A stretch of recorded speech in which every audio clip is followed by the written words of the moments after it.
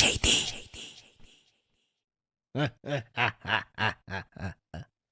Meron na akong bagong alaga. Wika ng matanda habang nakangiti. Ang kwentong ito ay hango sa totoong buhay. Mula ito sa isa nating kabayan na itago na lamang natin sa pangalang Alberto. Taong 1967, Mindoro. Sa liblib at tagong bayan sa Mindoro, matatagpuan ang isang batang nagngangalang Let. Si Let ay isang tahimik, ngunit palaban na mag-aaral. Sa likod ng kanyang katahimikan, nilulukob siya ng matinding inggit at galit sa mga taong nakakalamang sa kanya. Bagamat sa labas ay tila maamo at mahiyain ang pagkilos, sa loob nito, masamang pag-uugali ang nilalaman. Sa isipan niya, madalas laitin ng mga kaklaseng nangingi ng tulong, lalo na sa kanya. At minsan pa, ginagawa ng masamang kwento ang kung sino mang lumalamang sa kanya. Ganun pa man, dahil magaling magmaskara ng tunay na intensyon ng bata, marami itong napapaniwala na mabuti siyang tao. Gusto siya na mga guro at magulang ng mga kaklase. Tila nagpapantig ang kanyang tenga sa tuwing nakukumpara siya ng mga matatanda sa ibang bata. Ginagamit si Let na isang magandang halimbawa. Isang mabuting estudyante at anak. Kahit na masama ang ugali, hindi may kakaila ang kahanga-hanga nitong dedikasyon, lalong-lalo na sa pag-aaral. Sinisiguradong palaging nasa itaas. Masaya na sana si Let sa kanyang malit na mundo. Kaso nga lang, nagbago ang lahat ng ito nang dumating si Martin. Si Martin ay anak ng kapitan ng bayan, kaya naman kagad nakuha ng mga taong respetuhin ang bata. Hindi sana bibigyang pansin ni Let dahil kilala at respetado din naman ang kanyang ama na si Mang Alberto, isang dakilang manggagamot ng bayan. Marami nang napagaling at tunay na mabuti ang ama. Paminsan, naiisip ni Let na maaaring hindi niya tunay na ama ang matanda. Magkaibang magkaiba ang kanilang pag-uugali. Habang si Let binubuhos ang oras at panahon upang palaging nasa itaas, ang kanyang ama kontento na sa kung anong meron. Bagamat walang mga kapatid o ina ang bata, dalawa lamang sila sa pamilya, hindi ito naging malapit sa ama. Tila nabawasan ang pag-aalala ni Let kay Martin nung una dahil parang hindi ito interesado sa pag-aaral. Madalas ay nakikipagkaibigan lamang. Palaging kumakain sa labas, sumasama sa mga gala na mga kaklase. Napangiti na lamang ang dalaga nang minsan ay parang lutang si Martin kausap. Ngunit lahat ng ginhawang nararamdaman ni Let kagad napawi nang lumabas ang resulta ng eksaminasyon. Kahit hindi makikitang nag-aaral si Martin na bago lang sa bayan, ito ang tumalo sa kanya. Hindi ito matanggap na sa ilang taon ay unang beses siyang maging ikalawa sa ranggo. Kaya naman lumapit ito sa ibang kaklase. Nagkalap ng mga impormasyon tungkol kay Martin. Inalam kung anong madalas ginagawa ng binatilyo. Kaso nga lang tulad ng nakikita, hindi talaga nag-aaral si Martin. Sadyang nabiyayaan lang ng talino. Hindi ito naging ayos kay Let. Kaya naman ginugol niya ang panahon upang manmanan at aralin pa si Martin. Dahil sa ginawa ni Let, unti-unti nitong napabayaan ng pag-aaral. Kalaunan ay nawala ito sa ranggo ng klase. Dahil dito, unti-unti nang nagpapakita ang tunay na ugali ni Let. Sa mata niya, kailangan lamang niyang mapabagsak si Martin at magiging maayos na ang lahat. Madalas nang nagagalit at nagsusungit ang dalaga sa tuwing kinakausap ng mga kaklase at guro. Hindi na rin ito nakakatulog. Ang mga dating iniisip lamang na pang-iinsulto ni Let, minsan nasasabi niya na sa mga tao mismo. Dahil sa pagbabago, unti-unti nang dumistansya ang mga kakilala ng bata. Hindi na nila nagustuhan ang pag-uugaling pinapakita nito. Isang hapon, naiwan si Let ng klase. Mag-isang naglalakad pauwi. Sa daanan, palagi nitong nakakasalubong ang isang taong grasa na tinatawag na baliw ng mga tao. Si Mang Laurio. Gusgusin. Halos itim na ang kulay ng balat dahil sa ilang araw ng hindi pagligo. Mahaba at sabog ang buhok, balbas at bigote. Pero higit sa lahat, medyo nakakatakot ang itsura dahil bukod sa kulang-kulang ang ngipin, palagi itong nakangiti na tila may binabalak na masama. Madalas ay hindi pinoproblema ni Len ang matandang baliw. Hindi naman siya pinapansin. Dagdag pa na nakabusangot ang mukha niya, siguradong kakatakutan siya ni Mang Laurio. Kaso nga lang ng hapon na yun, hindi inaasahan ng dalagita na lalapitan siya nito. Kahit malayo, amoy na amoy ni Let ang panghe ng matanda. Kagad tinakpan ng ilong, nagmamadaling umalis. Habang naglalakad, nakarinig ng mabilis na yapak mula sa bandang likuran ang dalagita. Paglingon ay naroon si Mang Laurio. Hinahabol siya ng napakabilis. Sa sobrang gulat ay napatakbo din ng dalaga. Ngunit hindi pa man nakakalayo ay nadapa siya. Nakakapanindig balahibo ang halakhak ni Mang Laurio. Kagad tumayo si Let upang harapin ang matanda. At kahit puro sugat ang binti at tuhod, handa itong tumakbo muli. Ikaw naman bata, nakikipagbiruan lang ako. Huwag kang umiyak. Hindi naman kita sasaktan. Kinilabutan si Let kung paano magsalita si Mang Laurio. Akala ni Let, nakatulad lang ng karamihang taong grasa. Hindi masyadong nagsasalita. Lalo na't buo ang mga sinabi nito.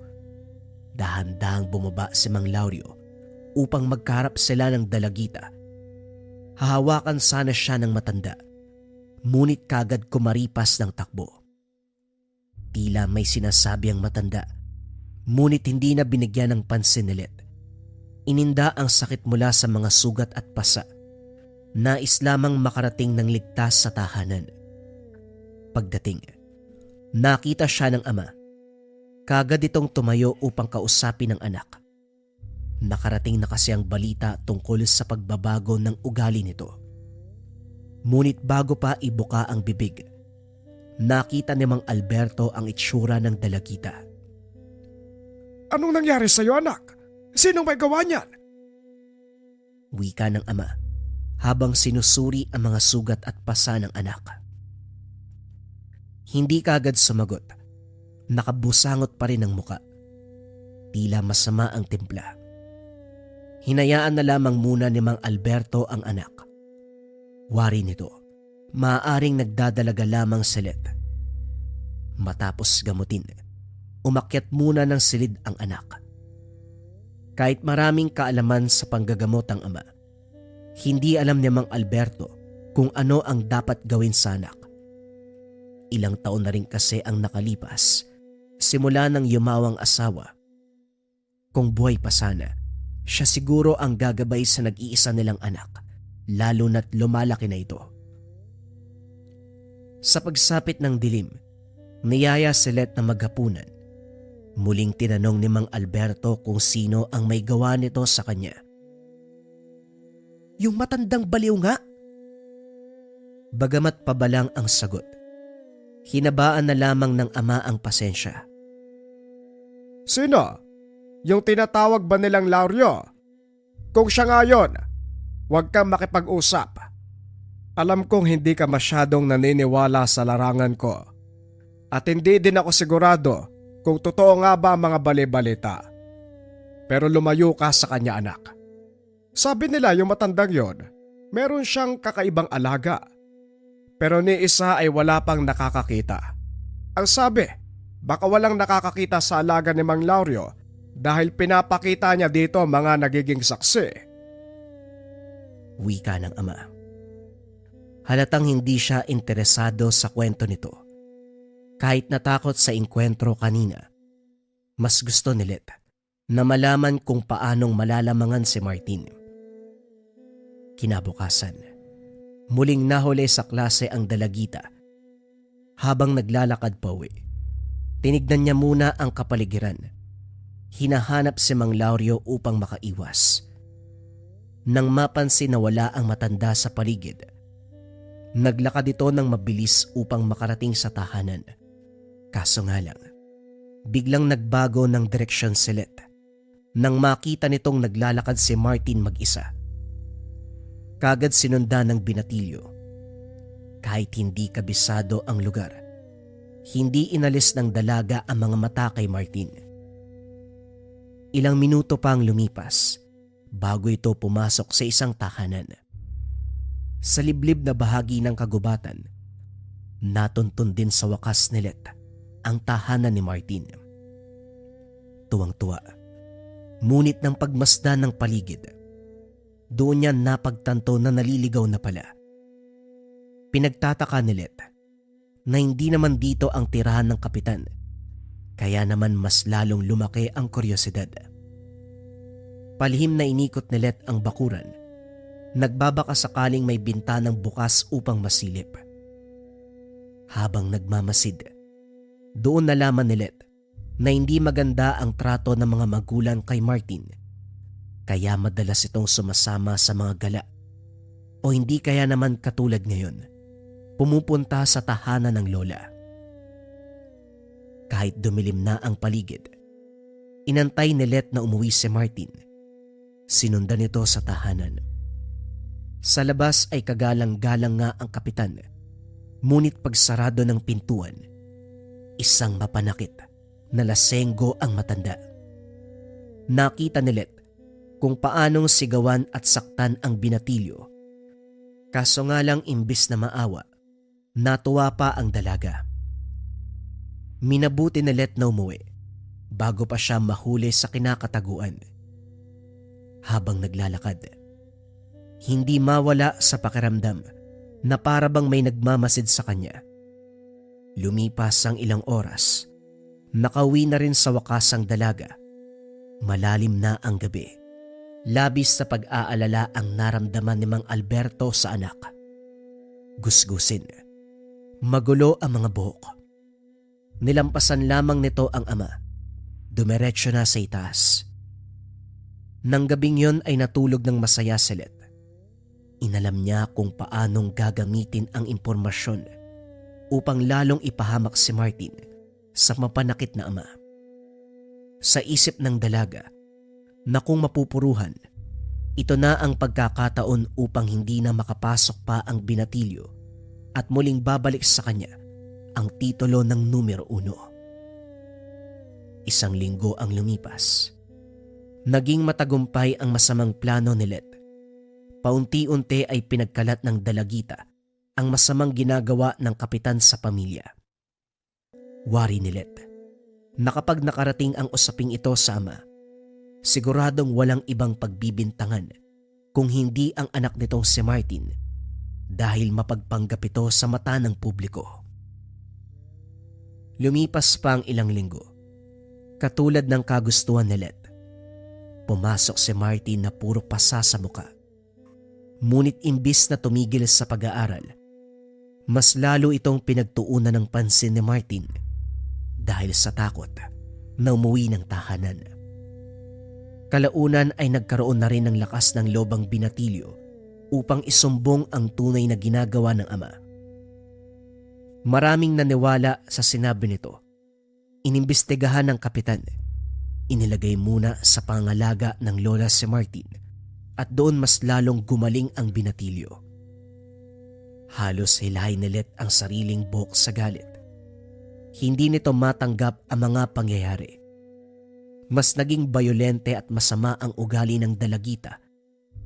Dahil dito, naging mag-isa si Let. palagi niya ring nakakasalubong sa pag-uwi, si Mang Lauryo. Bagamat kakilakilabot pa rin ang kinikilos ni Mang Lauryo, hindi na natatakot ang dalaga.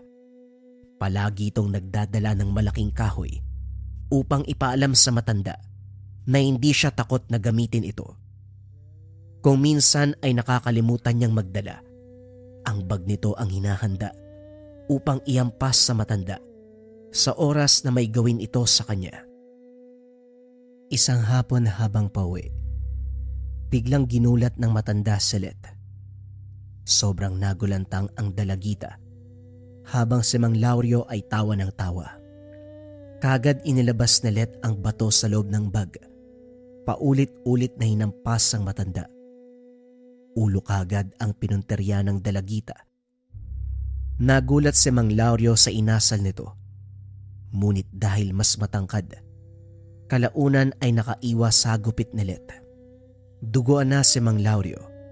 Nagbanta pa ang dalaga na sa susunod na lalapitan o kakausapin siya nito, tatapusin niya ang buhay ng pulubi. Naglakad na paalis si Let at hindi na lumingon pa. Nanlilisik ang mga mata ng matanda habang nakatitig ng masama sa dalagita. Inilabas ng matanda ang isang berdeng kwintas. Tila umiilaw ang bato nito. Bumulong ng orasyon at sinabi, Mukhang oras na para kumain. Kinabukasan, may nahong nag-antay ang matanda kung saan palaging dumadaan si Let. Iya, may sasabihin ako sa'yo. Sigaw ng matanda, ngunit binilisan lamang ni Let ang paglalakad. Alam ko kung paanong mawawala ang kalaban mo. Napangiti na lamang ang matanda nang tumigil sa paglalakad ang dalaga. Kahit hindi nito alam kung sino o kung ano ang istorya ni Let. Sapat na ang sinabi ng bato sa kanya. Itim na ang puso ng dalagita, punong-puno ng galit at inggit. Dumagdag pa ang pagiging bayolente na siya mismo ang nakasaksi. Anong ibig mong sabihin? Pakiramdam ko, may humaharang sa mga hangad mo. Paano kung sabihin ko sa'yo, kaya kitang tulungan? Wika ng matanda habang nakangiti. Kitang-kita ang napakadumi at dilaw na mga ngipin. Bukod pa rito, napansin din ni Let na medyo mahaba at matalas ang ngipin ng matanda. Gayunpaman, mas interesado si Let na malaman kung ano ang tulong na sinasabi ni Mang Lauryo. Balita ko nga, may alaga ka eh. Tama ka dyan, Iya. At syempre, kailangan kumain ng ating mga alaga.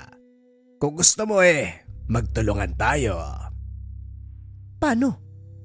Ipakain natin sa alaga ko kung sino man ang kinaiinisan mo para pareho tayong masaya. At ano namang kapalit? Hindi ka ba nakikinig, Iya? Kakain ng alaga ko. Isipin mo na lang din na ito ang paraan ko upang mahingi ng tawad dahil ginulat kita nung nakaraan. Sige, pumapayag ako. Anong kailangan kong gawin? Pinaliwanag ng matanda ang plano. Umuwi na si Let nang matapos ang pag-uusap. Habang papalayo, abot tenga ang ngiti ng matandang baliw. Sigurado akong mabubusog talaga ang alaga ko nito.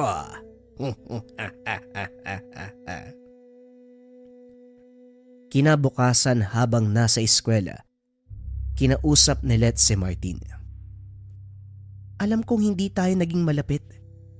Gusto ko lang magandog ng tulong sa'yo kung mamarapatin mo.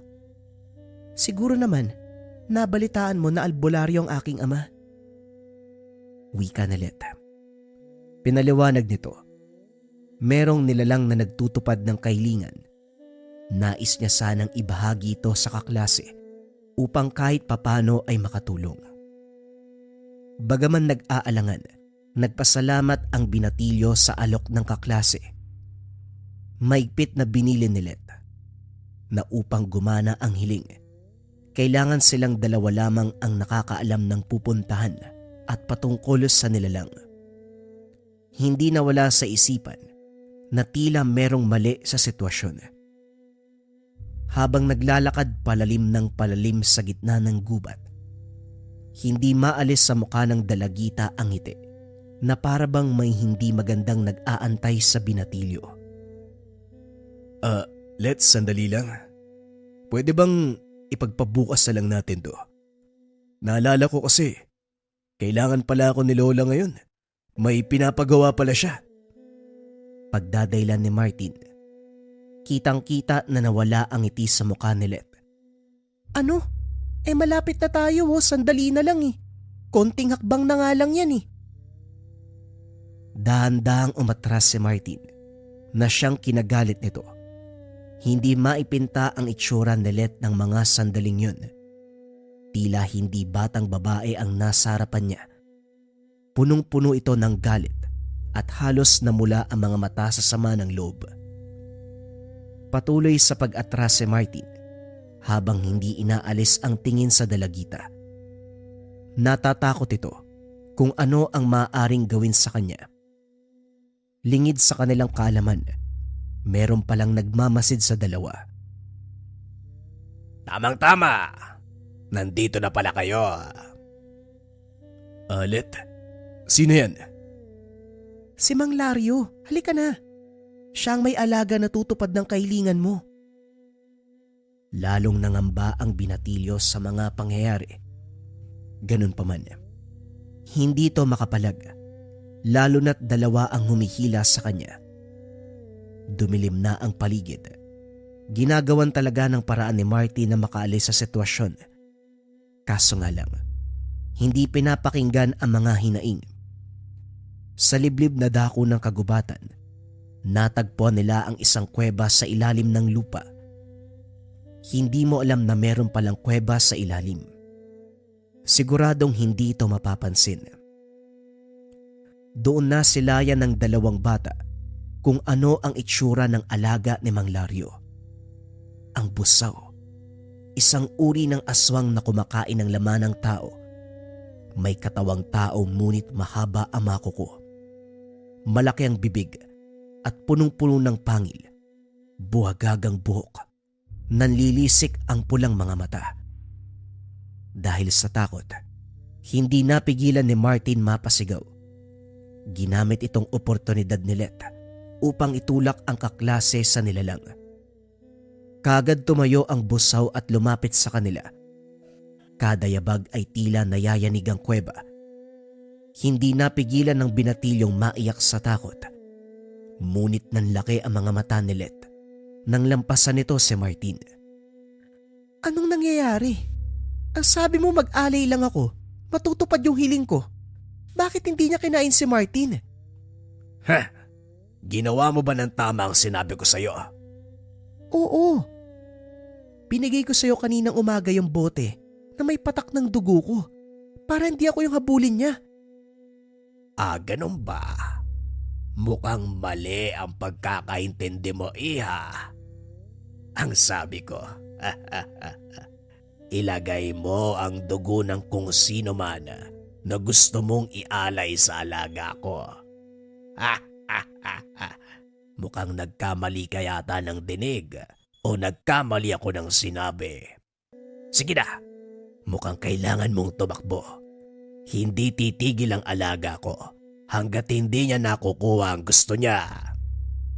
Hindi ako naniniwala sa'yo, sinadya mo to eh.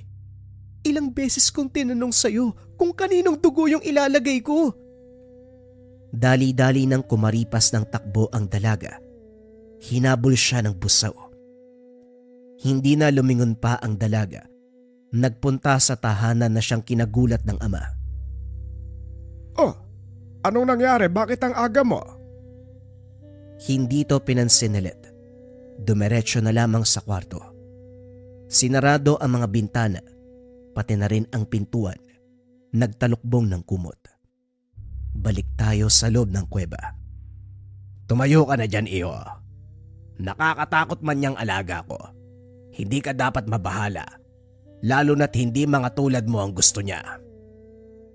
Ano pong ibig mong sabihin? Hindi ordinaryong busaw ang aking alaga, iyo. Mapili siya sa kinakain. Sa tinagal-tagal kong kasama ang alaga, napansin namin, mas nasasarapan siya sa taong may timang puso. Mas malasa daw ito. May pagkamaanghang. Kaya umuwi ka na. Siguraduhin mong hindi pagsasabi kahit kaninong nakita mo. Lalo na kung ayaw mong ikaw ang sumunod. Sumang-ayon ang binatilyo. Ligtas itong nakauwi. Nang gabing yun, umalis na ng kuweba ang matanda. Sa anino nito nagtago ang alaga. Ilang beses kinakatok ng ama si Let, ngunit nagmatigas ito. Ano ba kasing problema? Dalawa na nga lang tayo sa buhay, Let. Bakit hindi mo pa kaya magtapat sa akin? Dahan-dahang binuksan ni Let ang pintuan. Namamaga ang mga mata. Nagsumbong na si Let sa kaganapan. Hindi makapaniwala si Mang Alberto na magagawa ito ng kanyang anak. Gayunpaman, gagawin niya ang lahat ng makakaya upang protektahan ito. Ibinahagi ng dalaga ang bawat detalye patungkol sa nilalang pati na rin sa matandang pulubi. Ngunit hindi nito sinabi ang patungkol kay Martin. Dahil dito, nagkaroon ng ideya ang ama kung paanong papaslangin ang nilalang. Inilabas nito ang tangang anting-anting kasama ang mutya ng gabi. Ito ay bato mula sa pusod ng dagat na kayang magpahina ng nilalang sa gabi. Inilagay niya ang anak sa bilog na gawa sa asin. Sinabihan nito na huwag aalis. Pagbukas ni Mang Alberto ng pintuan, hindi na pala nito kailangang lumayo dahil mismong ang kalaban na ang nagdala sa nilalang. Nanlaki mga mata ni Mang Lario nang mapagtantong anak pala ng kilalang albularyo ang batang gustong patayin. Gayunpaman, nangako na ito sa alagang kakain at yon ang gagawin nila. Alam mo naman siguro ang ginawa ng unika iya mo. Hahayaan mo bang madumihan ang pangalan na inalagaan mo sa loob ng ilang taon dahil lang sa kasamaan ng iyong anak? Bata pa ang anak ko at marahil naninibago lang siya. Hindi pa niya lubos na iintindihan ang tama't sa mali. Huwag ka magpatawa. Hindi na bata ang anak mo. Alam nating dalawa na alam niya kung ano ang tama't mali. Sadyang hindi lang mabuting tao ang anak mo. Kaya mas mabuti pang ibigay mo siya sa amin. Hindi na nagsalita pa si Mang Alberto. Hinanda niya ang mutya. Itak. Sinarado ang pintuan ng tahanan. Sa bakuran na napapaligiran ng mga halaman at puno, doon unti-unting umangat ang anino ni Mang Lario. Hindi pa man tunay na nakita ni Mang Alberto ang nilalang. Kagad itong sumugod. Bagamat hindi malaki, tila napakabigat ng nilalang dahil kada yabag ay yumayanig ang lupa. Isang hampas pa lang, kagad napapatras si Mang Alberto. Isang napakatalim na kuko ang pumaibabaw sa ama, ngunit kagad itong nasangga ng kanyang itak. Nagliyab ang bakal dahil hindi ito ordinaryong sandata. Narito ang orasyon at parte ng dinurog ng ngipin ng tikbalang. Matinding labanan ang namagitan kay Mang Alberto at sa busaw. Ngunit sa dilim, ang matanda pala ay dahan-dahang pinasok ang tahanan. Hindi na malayan ng ama ang pagkawala ng matanda, lalo na't napakalikse ng nilalang. Tumatalo nito at napakabilis. Ngunit nang biglang umakyat sa pader ng tahanan, doon dali-daling tumakbo si Mang Alberto upang puntahan ang anak. Sa pagpasok sa silid ni Let, hindi man siya nagawang lapitan ng busaw sa loob ng asin. Ang matanda naman ang nagpumilit. Tinutulak siya paalis. Hindi na nagaksaya pa ng oras ang ama. Inatake nito si Mang Lario. Nagtamo ng ilang sugat ang matanda. Kagad itong dinalaan ng dugo. Dinura sa dalagita. Inilabas ni Mang Alberto ang anting-anting. Nagliliwanag ito at binigay kay Let, habang gamit niya naman ang butya ng gabi. Tumalon sa kisame ang busaw, gumapang ng parang paniki at muling sumugod. Tinutukan ng mga kuko ang dibdib ng albularyo, ngunit dahil suot bilang kwintas ang mutya, ito ang natamaan ng nilalang. Biglang kumidlat ang paligid at tila nasunog ang balat ng busaw. Napakalakas ng angil nito. Napasigaw din si Mang Lario.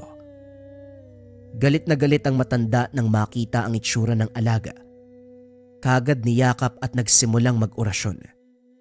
Bago pa man matapos ni Mang Lario ang sinasabi, hinila siya ni Mang Alberto. Tuluyang pinugutan ang sunog na bangkay. Tumalsik ang itim na dugo nito sa paligid. Tuluyan ng hindi nakakilos. Biglang tumahimik at dumalim ang kapaligiran. Kaso nga lang biglang lumiwanag sa kinaroroonan ni Let. Umilaw ang anting-anting ng liwanag. Nabasag ang katahimikan pagtapos ng laban. May isa pang nilalang nakasama nila. Hindi mula sa dilim ng kagubatan, kundi mula ito sa dilim ng puso. Dito lamang nalaman ni Mang Alberto, si Let mismo ang nagdala kay Martin bilang alay. Let, anong ibig sabihin nito? Baka sa boses ng ama ang takot sa ginawa ng anak. Ang buong akala nito, gumawa lamang siya ng kasunduan kay Mang Lario upang matupad ang hiling. Hindi sinabi na tao pala ang alay na kapalit. Bago pa makasagot si Let, mula sa abo ng busaw, umangat ang amoy ng nilutong karne at usok na kulay abo. Dali-dali itong pumasok sa ilong at bibig ng dalagita. Wala nang nagawa pa ang ama. Napasigaw ng napakalakas ang dalaga habang ang balat nitong maputla, naging kasing itim ng uling.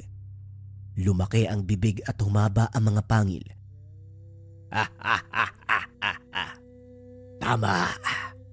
Mukhang meron na akong bagong alaga. Simula ng gabing yun, hindi na nakita pa ni Mang Alberto ang anak. Lumipat na din ng ibang baryo si Mang Lario kasama ang bago nitong alaga. Ibinuhos ni Mang Alberto ang panahon upang hanapin at alamin kung paanong maibabalik ang anak.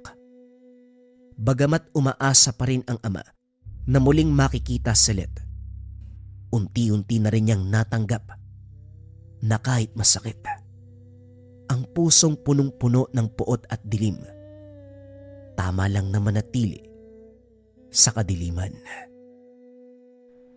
Ang susunod na kwento ay bagong istorya pa rin. Ito ay pumapatungkol sa kulam na paktol. Simulan na ang storya. Ang kwentong ito ay hango sa totoong buhay. Mula ito sa isa nating kabayan na itago na lamang natin sa pangalang Aldrin. Walang eksaktong taon. Pampanga. Nagsimula ang lahat nang manakawan ang tahanan ng nakakatandang kapatid ni RG. Mag-isa itong naninirahan sa malaking bahay na naipundar mula sa pagiging OFW. Kakauwi lang ng nakaraan pero sinalubong kagad ng magnanakaw. Pero ang ipinagtataka nila, hindi tinangay ang pera, hindi kinuha ang alahas, hindi rin kinuha ang mamahaling gamit. Sadyang ginulo lang. Wala sa tahanan ang kapatid sa oras ng panluloob dahil bumisita ito sa kanya. Nagulantang na lamang sa pagbalik. Nakiusap din ito na samahan sa bahay. Natatakot na baka siya ang pakay kung kaya't walang tinangay sa mga gamit. "Huwag mo muna akong iwan, Aldrin, ha? Dito ka muna. Baka mamaya bumalik yung siraulong yun eh. Tapos kung ano pa yung gawin sa akin eh." Wika ni Andrea. Baka naman may dati kang kagalit, kaya ngayon ka ginagantihan. Grabing pag-aantay naman yung ginawa niya sa akin. 10 taon ako sa ibang bansa, Aldrin. Ang tiyaga naman ng taong yun. Malay natin. Alam mo naman sa sarili mo na maldita ka. Ang dami mo ngang kinalaban sa eskwelahan natin eh. Pati yung principal sinasagot-sagot mo. Karamihan sa kaklase natin, binubugbog mo. Kababae mong tao pero siga ka. Ang hilig mo talagang halongkatin yung nakaraan. Ang tagal-tagal na nun, oh. At saka, pinatawad namin yung isa't isa. Wala na yung mga nagawa ko noon. Tapos na yun. Naalala ko yung binanggit mong kaklase dati. Yung lalaki na tinatawag mong palwa. Kasi parang sanga ng nyug yung ilong. Hindi ba nabalita ang mangkukulam yung tatay noon? Baka hanggang ngayon, nagtanim ng galit sa'yo. O tapos ginulo yung bahay ko. Parang hindi naman akma, Aldrin. Eh di sana kinulam niya ako. Ano yun? Mangkukulam tapos sideline bilang magdanakaw? Nag-iisip ka ba? Bahala ka nga sa buhay mo. Hindi mo naman naiintindihan ang puto ko eh. Ako nang maglilinis dito sa baba. Ikaw na dyan sa taas. Hirap mong kausap. Napabuntong hininga si Aldrin habang tinitignan ang nagkagulong gamit. Wasak. Basag ang iilan. Napapaisip kung ano nga ba ang hinahanap ng magdanakaw. Nakabukas ang lagayan ng pera't alahas. Maging ang mahalagang dokumento ng tahanan ay naroon. Ni isa ay walang nawala. Wala ni sentemong kinuha. Kaya naman pagkatapos ng paglilinis, sinadya ang kapitbahay na kakilala lang din. Pasensya ka na, Aldrin ha. Wala talaga ako napansin eh. Matagal ako matulog, minsan inaabot na madaling araw. Wala akong narinig na ingay o kaluskos dyan sa bahay ng ate mo. Maliwanag ang buwan kagabi. Dito pa nga ako pumesto sa bintana eh, kung saan direktang nakaharap sa tahanan ng ate mo. Pero wala talaga. Tumingin ka ba sa likuran? Baka doon dumaan. Wika ni Rene. Nasuri na ni Aldrin ang buong bahay. Walang bakas na pwersahang pinasok. Walang basag ang mga bintana. Hindi rin nasira ang pintuan, kaya naman umusad siya sa kabilang kapitbahay. Ito ang nasa likod ng tahanan. Katulad ni Rene, wala ring napansin ang mga ito. Bumalik na lamang ang binata at muling kinausap ang kapatid. Pinilit niyang mag-isip. Alalahanin ang mga taong nakasalamuha, lalong-lalo na ang naagrabyado.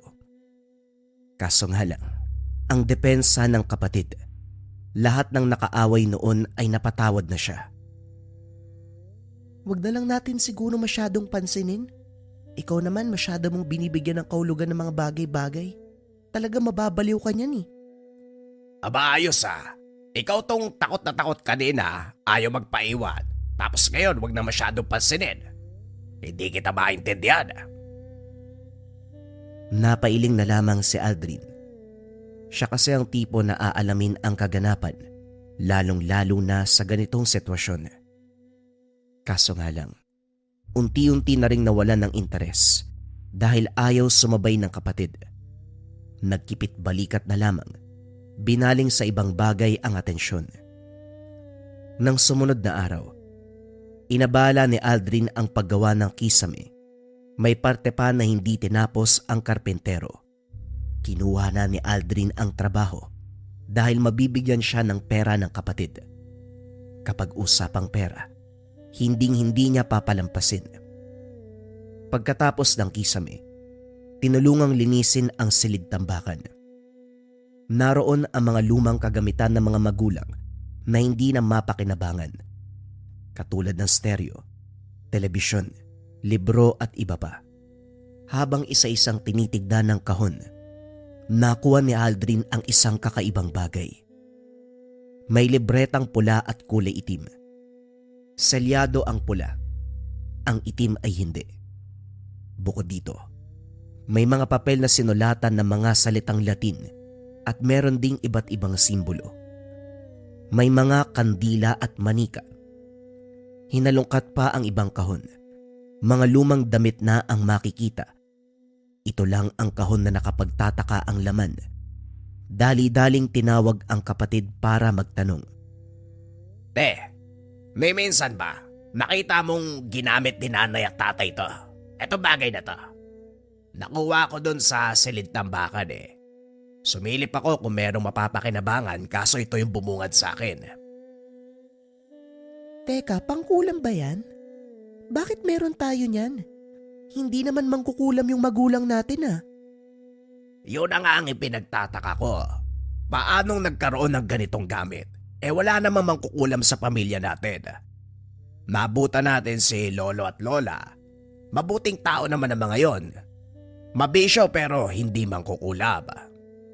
Hindi ko rin alam eh. Wala namang gumagalaw sa mga gamit eh. Lalo na sa silid tambakan. Teka, baka yan yung hinahanap ng loob sa bahay. Baka yan yung gusto niyang kunin.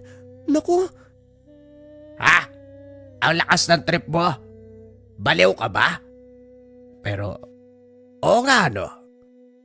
di ba? Wala siyang kinuwang gamit. Walang ninakaw. Kasi meron siyang nilagay na gamit sa atin. Tayo pa yung pagmumukaing masama nun? Aldrin, itapon mo yan. Bago pa may makaalam yan, mamaya pagbintangan tayo eh. Isipin pang mangkukulam tayo. Kilala mo mga tao dito sa baryo. Hindi mapipigilan yung bibig nila. Hindi, teka, sadali lang, wag muna. Itabi natin.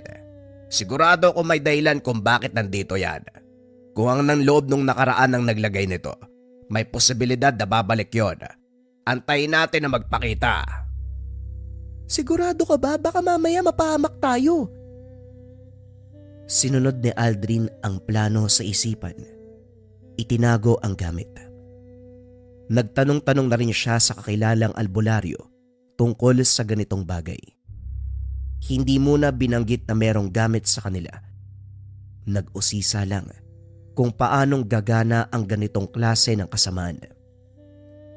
Marami siyang natutunan. Bigla ring nagbago ang usapan nang mabanggit ang pangloloob sa tahanan. Kagad nagbigay ng opinyon ang albularyo. Binalaan din siya. Bantayang maigi ang kapatid dahil masama ang kutob. Total na pag-usapan na natin ang kulam at kamakailan lang may nanloob sa tahanan ng kapatid mo. Walang kinuhang gamit, hindi ba? Walang nakakaalam kung ano ang ginawa ng taong yon. Sa akin lang, baka may gamit na sinadyang kuhain para sa isang mahalagang bagay. Pwedeng hindi kagamitan sa tahanan. Sinong nakakaalam, hindi ba? Malay mo, personal na gamit ng ate mo. Sabihin nating damit, hibla ng buhok, o kung ano pa na pwedeng gamiting orasyon, lalong-lalo na kung pumapatungkol sa kaliwa. Napakunot ang noon ni Aldrin. Sa puntong ito ay kinakabahan. Damit? Kuko? Buhok? Teka, may gustong mangulam kay ate? Hindi ko masasabi ang bagay na yan kasi hindi ko alam kung anong kinuha ng nanloob. Baka malay mo baliw lang talaga. Nakapasok ng tahanan kaya ginulo yung mga gamit mo. Kaya nga ang unang payo ko sa'yo, bantayan mong maigi ang kapatid mo. Kung sakaling may mapansin kang kakaiba, huwag kang magdadalawang isip na bumalik dito. Nakahanda naman akong tumulong eh. Natahimik si Aldrin. Napanatag na sana nang mapagpasyahan na huwag nang pansinin ang nangyaring pangluloob. Pero muling nabulabog. Nang matuklasan ang gamit ng pangkukulam, idagdag pa ang mga impormasyon na nakuha sa albularyo. Hindi maiwasang baliwalain ang sinabi nito dahil mataas ang kaalaman ng matanda sa ganitong bagay. Kaya naman pag-uwi ng tahanan, kagad hinanap ang kapatid. Inusisa kung meron bang kakaibang nararamdaman. Nakulitan ng kapatid dahil palaging nakabuntot ang binata saan man ito magpunta. Oras-oras nagtatanong tungkol sa pakiramdam. Kapag naman magrereklamo na masakit ang ulo, kagad minumungkahi na magpasuri sa albularyo. Ano bang akala mo sa akin na engkanto? Na maligno? Albularyo ka ng albularyo eh. Sa kilos mong yan, sa ating dalawa ikaw pa'y mas nangangailangang ipatingin sa albularyo. Baka ikaw tong naengkanto eh. Gusto ko lang naman na maging maayos ka. Tayo na nga lang yun nandito oh. Naku, tigil-tigilan mo ko ha. Napapasobra yung pag-aalala mo. Umabot pa sa albularyo. Nakakatakot ka mag-alala, Aldrin. Kinikilabutan ako ng wala sa oras eh. May lagnat, sinipon lang, inubo, albularyo kaagad. Sus Mariosep naman. Napakamot ng ulo si Aldrin. Ngayon lang din napagtanto. Napapasobra na sa pag-aalala. Kaunting bahing ni Andrea, albularyo ang bukang bibig. Dahil dito, tinuruan ang sariling kumalma. Huwag mag-isip ng kung ano-ano. Sa paglipas pa ng mga araw ay walang nangyari. Nakalimutan ni Aldrin ang tungkol dito dahil sa dami ng inasikaso. Si Andrea naman, naging abala sa tinayong tindahan. Habang nakatutok sa kani-kanilang pinagkakaabalahan, hindi na pagtuunan ng pansin ang senyales ng kulam. Unti-unting bumagsak ang kalusugan ni Andrea.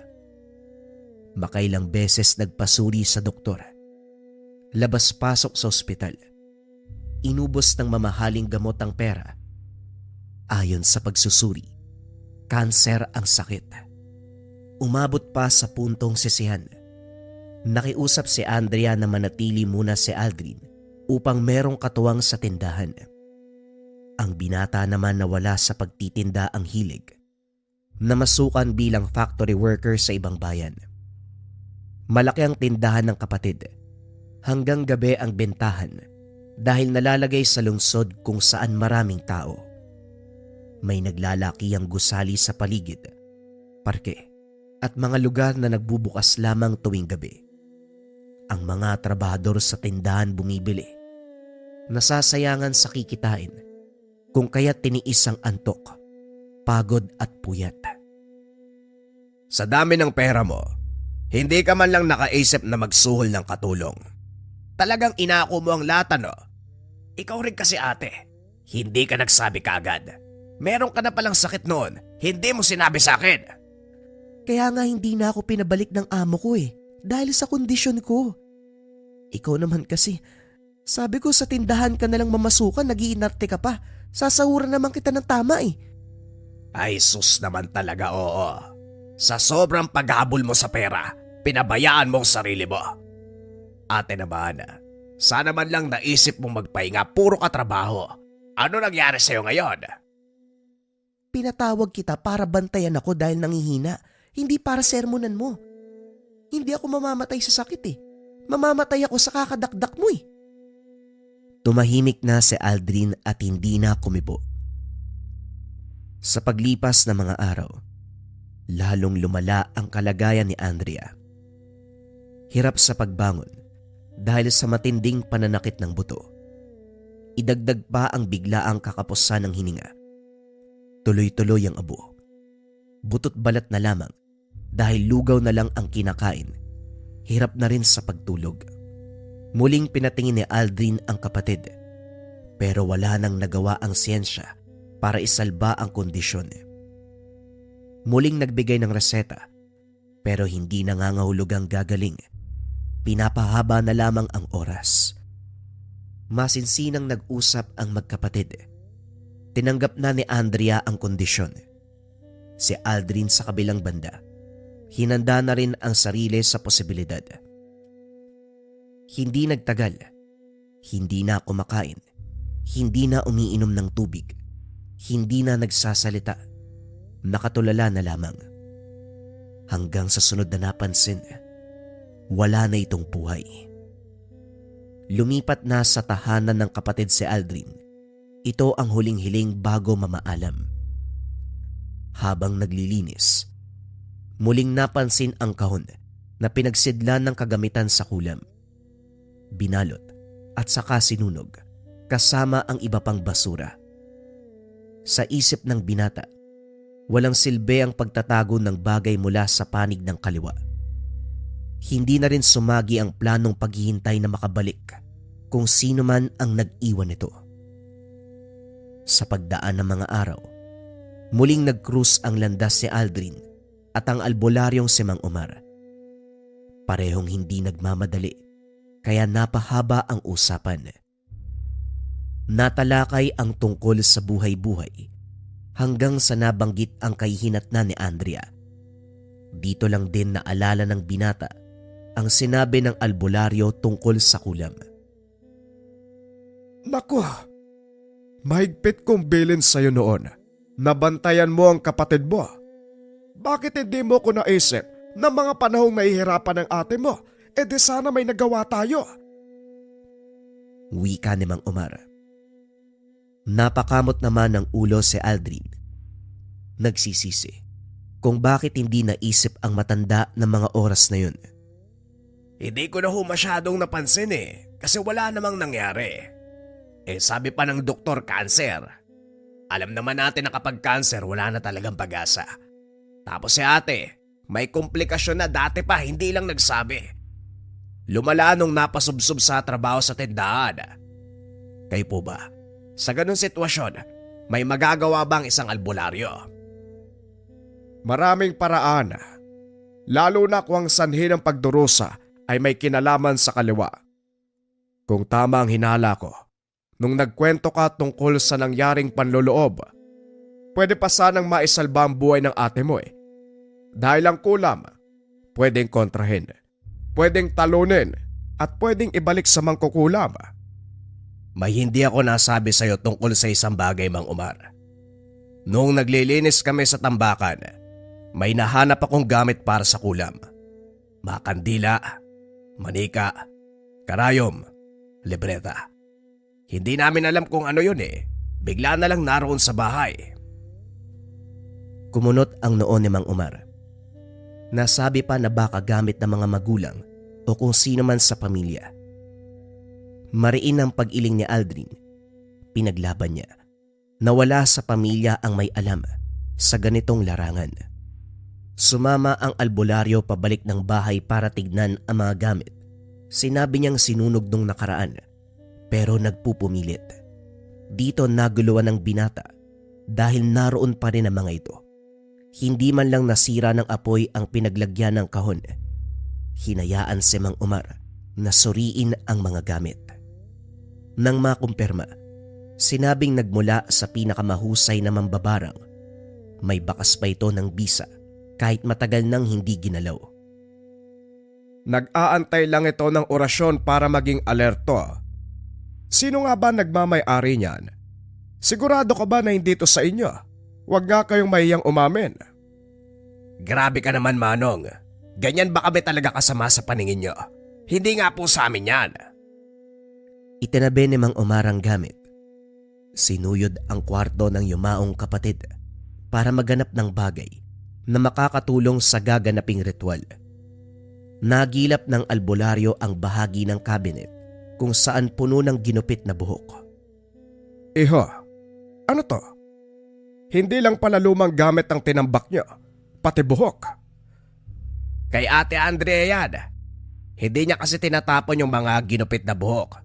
Iniipon niya Ewan ko, hindi ko alam kung para saan ba yan. Tinignan ni Aldrin ang bahagi kung saan nahanap ng albularyo ang supot. Hindi ito ginalaw pero maraming nauhulog na hibla sa sahig ng cabinet. Kaagad kumuha ng walis pero pinigilan. Nasagot na natin ang panloloob. Hibla ng buhok ang pakay ng taong yon. Upang makumpirma, halika, gagawa tayo ng ritual. Hinayaan ni Aldrin ang matanda. Sa isip niya, walang mawawala kung susubukan. Isa pa, wala nang rason para magpigil dahil sa makabilang buhay na ang kapatid. Sumama siya sa tahanan ni Mang Omar. Naging saksi sa isinasagawang ritual. Nagbuhos ng apog sa palangganang may sagradong tubig. Pinalutang ang hibla ng buhok. Nagsende ng kandila at saka dahan-dahang pinapatak. Hindi nagtagal, nabuo ang hubog ng isang babae. Muling sinambitan ng orasyon, dinaman ng albularyo ang nilalabas na enerhiya. Babae, matanda, may ideya ka ba kung sino to? Wala po ako maisip Pero ang dahilan ng kondisyon ni ate, kulam po ba? Walang duda. Ang kumukulam ay isang matandang babae. Alalahanin mo kung sino ang taong ito para mapagbayad natin. Umuwi si Aldrin dala ang isiping ito. Hinalungkatang mga gamit ng yumaong kapatid. Naganap ng tungkol sa matandang babae. Kaso nga lang, walang makitang magtuturo dito. Nagtanong-tanong sa kapitbahay. Lumapit na kay Rene dahil magkaharap lang ang tahanan nito. Nang alalahanin ang mga sandali, kinumpirmang may matanda na palaging dumaraan. Hihinto ito at saka tititig sa bahay. Hindi nga lang mamukaan dahil may suot na belo sa ulo at malaking payong. Sa tuwing lalapitan ay magmamadali sa pag-alis. Ilang ulit din itong dumaan noong nakabalik na sa bansa si Andrea. Nagtataka din si Rene sa presensya nito dahil may mabigat na pakiramdam. Ilang beses nang dumaan yun dito eh. Hindi ko lang naikwento sa'yo o sa ate mo. Hindi ko kasi maisip kapag nag-uusap tayo eh. Pero bakit mo ba natanong? Hinahanap mo ba yung matandang yan? Oo, may gusto kong itanong eh. Ngayon ko lang kasi nalaman na may kaanak si tatay. Baka siya yon. Wala na raw pamilya kaya naisipan kong kupkupin. Pagsisinungaling ni Aldrin, hindi nag-abala na magsabi ng katotohanan. Nangako ito na kapag makikita ang matanda, sasabihan siya kagad. Binayaran niya pa ito para makasigurado. Bumalik si Aldrin sa tahanan ng albularyo. Naabutan itong sinusuri ang gamit ng pangkulam. Kinumpirma ang enerhiya sa naramdamang kulam sa yumaong si Andrea. Saktong nagtugma. Kung kaya't malakas ang loob na may kinalaman ang may-ari ng gamit sa sinapit ng dalaga. Kumusta? Meron ka na bang ideya? Hindi ko pa po nakikilala kung sino pero malapit na. May inutusan akong tao. Hindi magtatagal. Mauhuli natin kung sino yon. Huwag mong iasa sa ibang tao ang usaping ito, iho. Mas mabuting ikaw na pamilya ang makahuli sa taong yon. Malaki ang atraso niya. Pinagdusa at pinatay ang kapatid mo. Wag ho kayo mag-alala. Sigurado kung tutupad sa usapan si Rene. Yup pa. Laking rebelde yung taong yun, mukhang pera. Nagpunta lang yun sa lugar natin para magbagong buhay eh. Ikaw ang bahala. Pero sana wag matagalan para mapadali ang parusa natin. Hindi bigo si Aldrin sa pagtitiwala kay Rene. Kagad itong nagtimbre nang makita ang matanda. Hinarang at kinumpronta. Ang problema, hindi mamukaan dahil sa puntong ito ay may takip. Balot na balot. Nagdadalawang isip sa paglapit ng mga binata dahil mabigat ang ora nito. Napatras. Nang biglang tumawa, itinutok ang dalang payong sa kanila. Nagtulong-tulong pa kayo para hulihin ako. Matanda, pinagtutulungan. Mga iha, papapiliin ko kayo. Una, hayaan niyo akong makadaan. Hindi kayo masasaktan. Pangalawa, kalabanin niyo ko. Pero ipapangako ko, gaganti ako hanggang kamatayan. Kagaya ng ginawa mo kay Ate Andrea. Ikaw ang nag-iwan ng gamit na pangkulam sa bahay. Ikaw ang ng loob. Ang dami mong bintang. Kalalaki mong tao, ganyan ang bunganga mo. Sino si Andrea? Anong kulam? Anong panloloob? Hinarang niyo ko para pagbintangan. Ang lakas ng loob niya. Huwag mo nang ikailatanda. Lumapit ako sa albularyo at ang sabi ni Manong, kinulam ang ate ko. Tugma ang enerhiya ng kulam at gamit. Umaming ka, Ali. Pag-uusapan natin to ng masinsinan. Ay, nako. Ganito talaga kadesperado ang mga tao na kung tutuusin, sila naman ang may atraso. Iho, hindi ko kasalanan ang nangyari sa kapatid mo. Yung gamit, hindi ko pagmamay-ari. Pabayaan nyo na ako. O baka naman, gusto nyong maranasan ang sinapit ni Andrea. Nagkatinginan si Aldrin at Rene. Hinikayat ng kaibigan na wag nang ituloy ang balak sa matanda. Tumanggi ang binata. buo ang pasya na mabigyan ng hustisya ang pagkamatay ng kapatid at maparusahan ang dapat. Humakbang si Aldrin, pero laking gulat niya nang bigkasin lang ng matanda ang pangalan niya. Nakaramdam ng panghina, napasalampak sa lupa, nawala ng boses. Nanlaki ang mga mata habang nakatitig sa lumalayong ali. Inalalayan siya ni Rene, inuwi ng tahanan. Ito rin mismo ang nag-alaga. Nawala ng boses si Aldrin, unti-unti pang tumagilid ang bibig. Namanhid ang buong katawan, hindi maigalaw ang mga binti.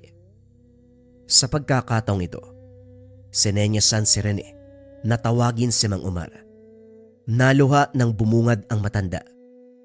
Napailing nang makita ang kondisyon niya. Dali-daling sinuri. Ganun na lamang ang sermon dahil padalos-dalos sa kilos.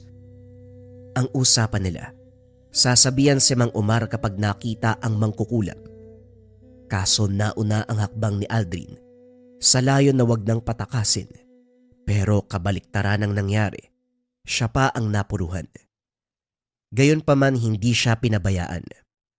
Inantay na humupa ang kalagayan bago sinimulan ang ritual upang putulin ang sumpa. Iba ang ginamit na pamamaraan ng albularyo. Hindi makausap sa espiritual na pamamaraan ang mangkukulam. Mataas ang bakod nito kung kaya't hindi matawag. Sa kabutiang palad dahil mahusay ang kaalaman ng matanda. Unti-unting gumaan ang sitwasyon ni Aldrin, pero hindi pa tuluyang gumaling ang pinsala sa pisikal na anyo. Bagya pang nakatabingi ang bibig. Ang ayos ng usapan natin eh. Bakit hindi mo naisip na tawagin ako? Maaga kang hahabol sa kapatid mo sa kabilang buhay eh. Ay naku mga bata nga naman. Masyadong padalos-dalos. Hindi man lang mag-isip bago kumilos. Mahusay ang mangkukulam na yon. Halata sa binibigay niyang enerhiya. Binalaan na kita, pero sobrang kulit mo. May kinalagyan ka tuloy. Manong, baka meron kang ibang paraan. Patayin mo na yung mangkukulam bago pa ako maunahan. Sinubukan ko na. Ritual at iba pa. Pero masyadong malakas ang mangkukulam. Hindi ko mabasag ang pananggalang. Ano bang sinabi mo nung nag-usap kayo? Nagtanong lang naman ako pero sabi niya, kami daw ang may atraso sa kanya. Hindi siya ang may gawa ng nangyari kay ate at yung gamit hindi rin sa kanya.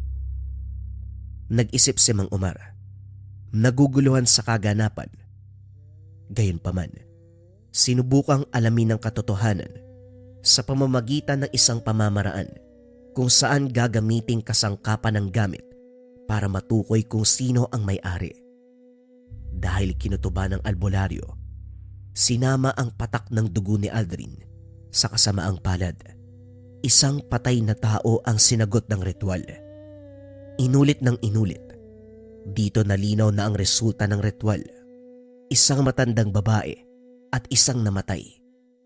Ang malala, konektado sa binata ang namatay. Matapos ang ilang araw ng pag-iisip kung sino ito, wala pa ring sumasagi sa isipan ni Aldrin.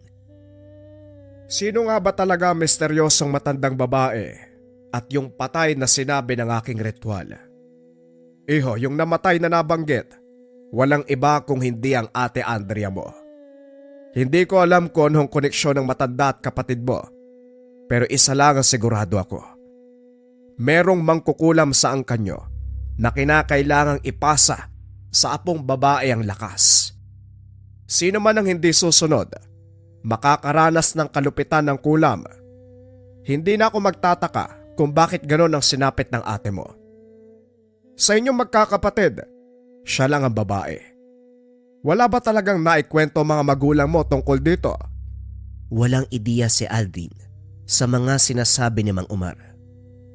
Yung matanda ka mag-anak. Pero ano bang kinalaman niya sa pangyayari? Yan ang hindi ko masasagot. Kung ano mga nasabi ko sa'yo, yon ay batay lamang sa aking obserbasyon. Inutusan pa ni Aldrin si Rene na magmanman sa lugar. Magtimbre kung sakaling magpapakita ang matanda. Kaso hindi na ito bumalik. Kasabay ng paglaho ng matanda, ang pagkawala ng pinsala sa binata. Kahit anong gamot ang ilapat ng albularyo, hindi bumalik sa ayos ang tabingi na bibig. Nanatiling palaisipan kung sino ang matandang babae at kung ano ang koneksyon nito sa pangyayari. Isa pang tanong na gumugulo kay Aldrin hanggang sa ngayon. Sino sa ang kanila ang mangkukulam at orihinal na may-ari nang natagpo ang mga gamit? Sa palagay niyo mga kabayan, tama kaya yung sinabi ni Mang Umar? Kaanak kaya nilang matanda? At ang ibig sabihin ng paulit-ulit na pagdaan sa tahanan, kinukumbinsi si Andrea na tanggapin ang pagpapasa ng lakas. At kaya namatay si Andrea dahil hindi niya tinanggap ang kaalaman sa kaliwa. Ano sa palagay niyo mga kabayan? Maligaya kung babasahin ang inyong opinyon sa ating comment section. Dapat hindi ka mabaho. Sa mga kabayan, mag-gym tayo ngayon. Outfit check. Under Armour, tas ito likha na hoodie, tas likha na cap. Pero ang pinakamahalaga kapag nag-gym tayo mga kabayan, dapat hindi ka mabaho. Pakita ko sa inyo mga kabayan yung daily perfume ko mula sa Likha merchandise. Ito, Maharlika Perfume Marilag. Yung amoy nito mga kabayan, sobrang sweet, vanilla, ang bango. Ang sarap-sarap mo lang amuyin. At maganda rin yung pang spray niya. Ayan. Pinapanligo ko to. Kasi bukod sa sobrang bangong scent, kasama din sa ating Maharlika Perfume Marilag, pampaamo. Napakabisang pampaamo niya at panghalina. Yung panghalina mga kabayan, mataas na uri ng pang-attraction siya. Meaning to say, kapag na-attract na ang isang tao at na-amoy ka nila, doon sila umaamo mga kabayan. Naranasan nyo na ba minsan na yung kausap nyo sobrang gaan sa pakiramdam kapag nag-uusap kayong dalawa? May mga pagkakataon na yun ay nagmumula sa bango ng amoy ng isang tao. Yan ang bisa ng ating Maharlika Perfume. Available to sa Likha merchandise mga kabayan, at yes, may kasama pa rin tong rituals or routines, orasyon at guidelines na pwede nyong gamitin bago nyo i-spray ang perfume. Sa lahat na interesado, isearch nyo lang yung shop ng Likha merchandise.